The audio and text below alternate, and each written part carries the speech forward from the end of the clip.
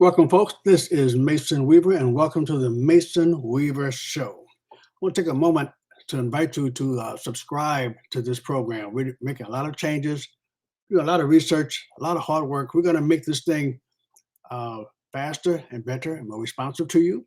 We're going to bring you things that you will not get without doing a whole lot of research, and we're going to have fun doing it. A lot of problems today is caused by spiritual weakness, not political strength. Straight on that a little bit.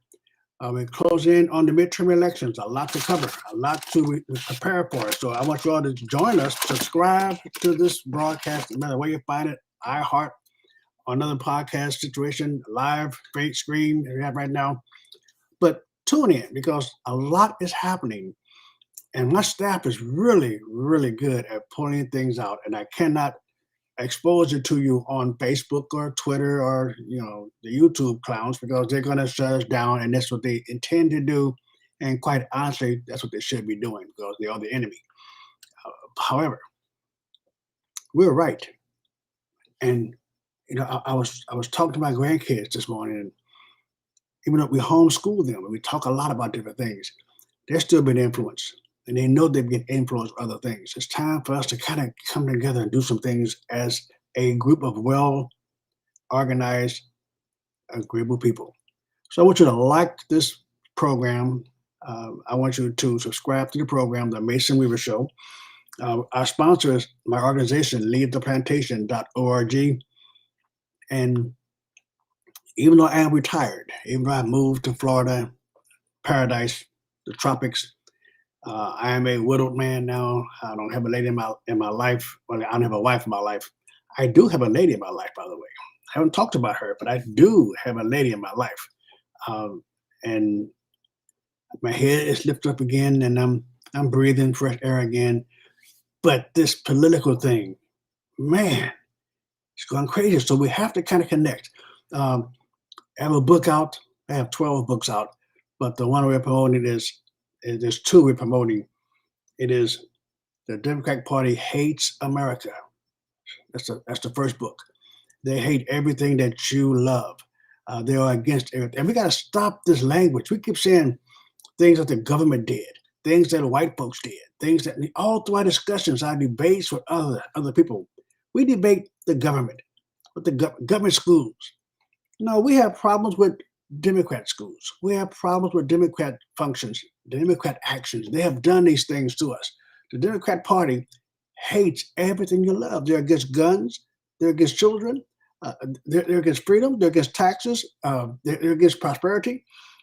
So in my book, I put out everything that you hold dear: the flag, patriotism, marriage between a man and woman, everything they're against. So let's stop the language of the government. Let's start saying Democrats and Republicans. If we said that, if we said Democrat and Republican, think about what we would have. We would talk about the civil rights movement and discrimination and the protest marches, Democrats. We would talk about inner city ghettos, everyone controlled by Democrats. We would say the civil rights movement. We talk about the protest marches and the riots, everyone in a Democrat district. We talk about broken families and abortion. It's Democrats. So let's make a distinction because people are turning off of politics. I hear folks say all the time, I just don't get involved in politics. I don't get involved in politics. Well, you might not get involved in politics, but politics is certainly involved with you. It controls everything you do all day, every day. So you better kind of pay a little attention to what's going on politically, because if not, you're going to blame government when things go bad. You're going to blame government when your taxes are high, and you're going to blame government when your gas prices continue to soar. You're going to blame government over and over again, but you really should be blaming one party or the other. So we're going to explore that a little bit. But tonight, I got a couple of really exciting announcements that we're going to go through. But I want to encourage you, go to our site, leadtheplantation.org, and sign up for newsletters. Because if you were a member of our group, you would get information from today's story. Today's story, we're talking about the first off, understand, folks. I don't pay attention to a whole lot that goes on TV. I do not pay attention to the trial in Kenosha when the young man is now being accused of murder. I did not pay a lot of attention to it when it happened, and I don't follow it now because I've seen it all before. Yes, Democrats will lie. Yes, Democrats will put you in jail without any evidence. And they paint and the press will paint a synopsis and a story, and then we all follow it and we argue about the story instead of the solution. But this is getting this is getting my attention. This trial is getting my attention. And on our site, lethalplantation.org, we have actually got news on it and information on it, not on the trial itself. Everyone who pays any attention to the trial knows this guy's innocent. We could talk about whether or not he should have had a gun or not. Blah blah. Shouldn't have taken the gun. The truth of the matter is, most of this lies. He did not travel from another state. The gun he had was not illegal.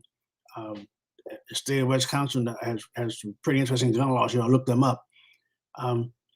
But they are saying, as they did in Michael Brown's case in Ferguson, Missouri, they're saying that you can try to kill me, and I have to let you kill me because what I did was so wrong to you. Remember in Florida when Zimmerman killed Trayvon Martin? When you had the gentleman Zimmerman who was knocked down. Don't forget he had a gun on him the entire time. He was knocked down. You didn't see the gun. The guy jumped on him and beat him in martial art style, and you did not see the gun. He banged his head into the concrete, and you did not see the gun.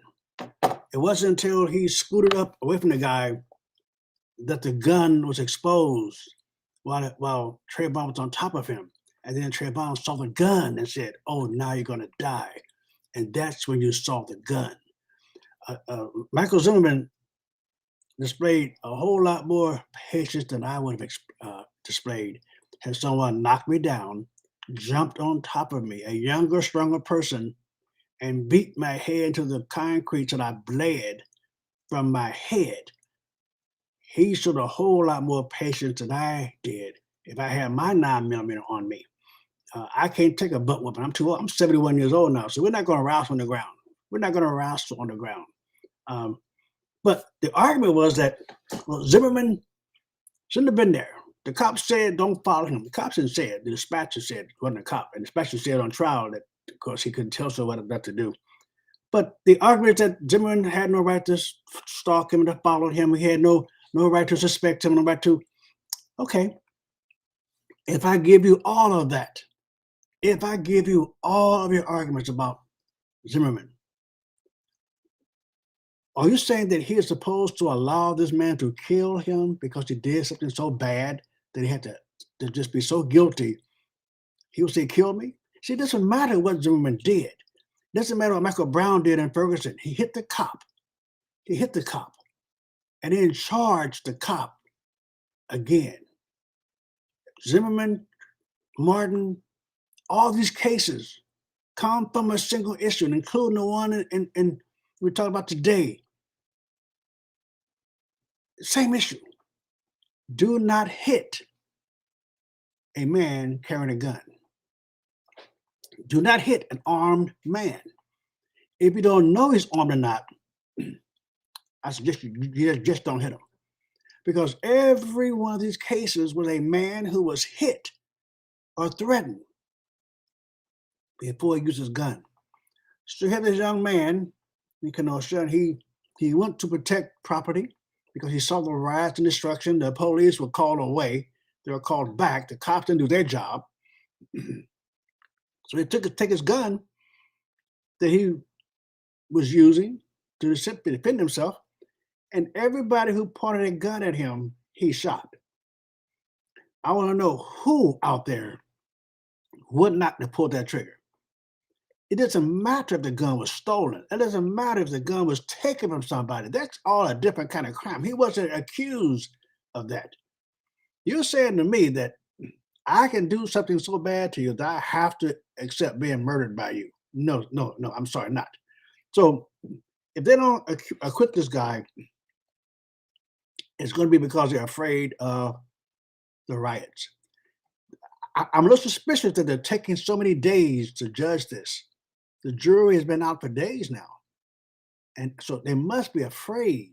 You know, their family lives there, their mom lives there, and their kids live there, and they're kind of nervous because these idiots will attack you. They will attack you, and so therefore they may be just a little afraid. Because see what happens, folks.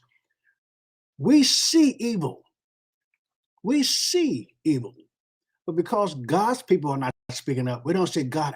So because we see evil, we try to make evil better. We try to make evil something that we can deal with, okay with. Because if we appease evil a little bit, it won't get us as bad. So the prostitute who makes enough money every night to fly home to daddy will give the money to the pimp and make him happy. The abused woman will fight the police to make a man feel a little better. We see evil, so the world is trying to soften evil's temper. So this jury may be willing to give up this man, to give this young man up, to keep the community safe. Which is, and Democrats understand this, folks. They understand this, that the more evil they see, the more you're going to vote for them to make it better. I believe millions of people vote against Trump just to stop the riots. You notice there's been no more riots since Biden been in office. Have you noticed that, folks? And guess what? There seem to be no more cops shooting unarmed black men since Biden got elected. There's no talk about illegals anymore, hardly. Homeless is not a problem apparently since Biden's in president. We gave up the vote to make the evil quiet. We got tired of being pestered. That's what happened to civil rights action. That's what happened in Vietnam War protesting. They gave us enough hate, we gave it up. So now we're afraid, and we're going to back off of this. And I would not be surprised if this jury is afraid of what's going to happen. And I want your opinion about that. But on our news site, on our sites, we have a story. And this in the news, you got to look for it though. Piles of bricks are now back in Kenosha. You can find it on our website, leavetheplantation.org. It's one of the headline news items there. We have news every day there, folks. Go to our site every morning for your real news. Leavetheplantation.org to sponsor this program, the Mason Weaver Show. But on this program, on this news item, they're talking about the piles of bricks. And I remember stories all over the place about bricks being stored. Bricks, they got videos of people giving bricks to somebody. You know, go knock a tree down. On usually black folks to get the bricks to. But they're bricks. You all see this? They got pictures of bricks being stored. You remember one place there was a U-Haul truck on the past riots a year and a half ago, where they were getting supplies, already pre-made posters and signs out to the rioters. You know how much coordination it takes? How does the rioters know where to go to meet the trucks? They have bricks stored in alleys and in nowhere near any construction. They got bricks stored in vacant lots and strategically located around the city because they plan for riots. And folks, like in Michael Brown's situation in Ferguson, all the hotels were full. If the hotels are full, that means the rioters are coming from out of town. You don't need a hotel if you're riding from your home down the street. These folks were bussed in and drove in, and they're going to do it again because there's nothing. See, they happen in Democrat cities. They happen in Democrat cities because they know the Democrat mayor is going to back down and back them and go against the police. It's happened over and over again. So here in Florida, they passed a law to make this stuff hard to do. In Florida, if you're an outside rioter, you go to jail. Out here, we will not play with you a bit. But you have to understand now, there are plans. This article says that there aren't for construction sites. Not only are there no evidence of construction around, but the bricks have been left in alleys and sketchy areas. You know, Pukin Ray. Let's be honest here, folks. And what does it matter? You may ask yourself, what does it matter? The article continues to give examples of other riots. Go to our site, leadtheplantation.org, and go there every day and get your news. I have a book out called, as I mentioned before, The Democrat Party Hates America, and they're willing to use a lie. The DA is holding evidence, sneaking in testimony and evidence that the judge has disallowed. Folks, this kind of evil will rule you if you let it. This kind of evil will shut you down. But I want you to understand that we are fighting back. We're fighting back. I'm going to a location here in Florida. I'm speaking in Florida on December the 14th, as we begin to explore the midterm elections. We're going to go out and try our best to reach people who do not normally vote for us. I have a philosophy and a theory in mind that's motivating me to go out and kind of spread the news in these marginal communities, as they say. Marginal means they've got you separated from reality. But we're going to go out and try to find some people to talk to. And I want to invite you guys to join us December the 14th at 7 p.m. to 9 p.m. We're going to have an event. Tickets are going to be on the Eventbrite. You can find that on our site. But I'm going to play a little commercial so that you'll be able to recognize what we're doing. But I want you to get, if you're anywhere near the Pompano, Fort Lauderdale area, I want you to come on and join us. Come on and help us. Come on and support us.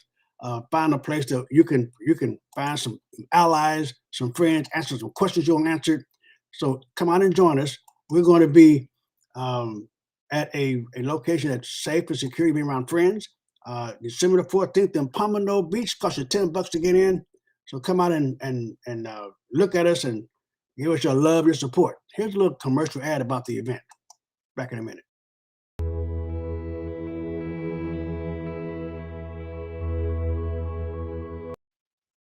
Here it is.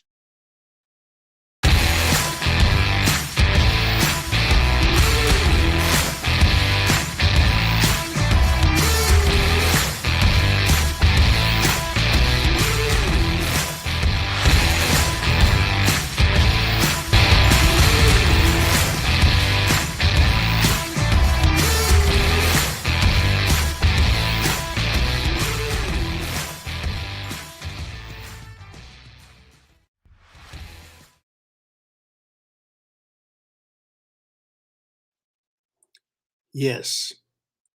Can you imagine Roger Stone, Mason Weaver, Mr. Fine on the same stage, same time? We're getting ready for this, folks. We have a lot planned for Broward County, Florida. We have a lot planned. See, we're not going to let them continue to mislead people and lie to people about us or about life. We're gonna stop the lies, because if you confront the lies, they're going to go away. So I need you to join us at this event. It's only $10 to get in. So if you're anywhere near South Florida, you'll be there on the 14th. You can't be that busy, because we're going to not just meet and talk. The topic is going to be the school board. This topic will be the school board, a nonpartisan political organizations all around our country that's very partisan, but they get into power small and they grow. In 20 years, these clowns will be a congressman. So we have to stop them, identify them, and stop them now or support them now. So that's the topic. But the purpose of this is to band two groups of people together for the good of reaching other people. We need your support. So join us on the 14th. You go to Eventbrite, go to their website, the First America's Patriot Club.com, and join them and tell them I sent you there. It's important that we go. I'm going to be with Roger Stone. A little bit before that, we're going to discuss some strategies and things we're going to be doing. Expect the loot left to lie about what we're doing. Expect them to. That's their job. What's your job? What are you going to be doing?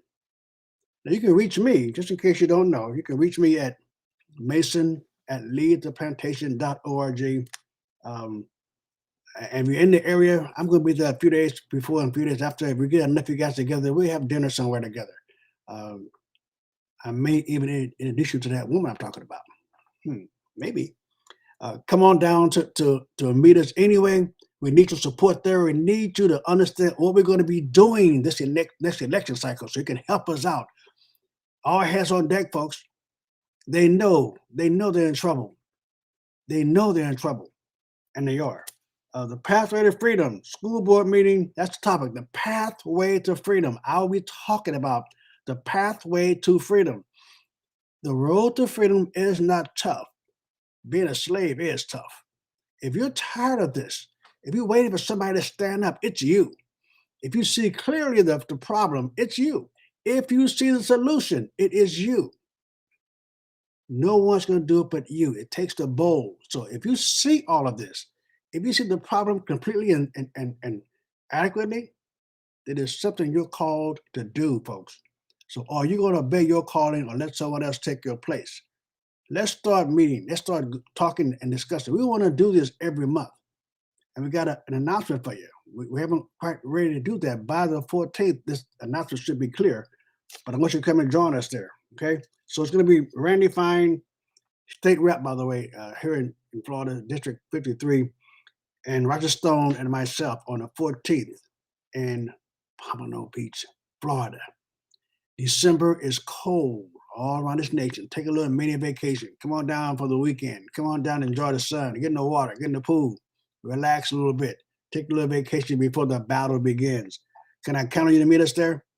Mason at leavetheplantation.org. You can go to the website and join us also by, clicking on to the Eventbrite and pay on Eventbrite. It's better that way because we have a good count and we'll be ready for you. Also, I will have my book there. The Democratic Party Hates America. I may bring Leave the Plantation. I may bring some further books, but that's the main book this time, this election cycle. It's determined what we're going to be doing is the Democrat Party. The Democrat Party hates everything you love. So on a housekeeping note, the radio program, we are expanding it. We're still organizing it. This show is just a beta test. My equipment's not here. My desk's not set up yet. We want to do a lot of topics, including the relationship. I have a book called Raunchy Secrets Only Wives Should Know. And we're going to start talking about that because the real problem, folks, is family. The real problem is family. We got mom and dad working, and the government is raising our children and entertainment.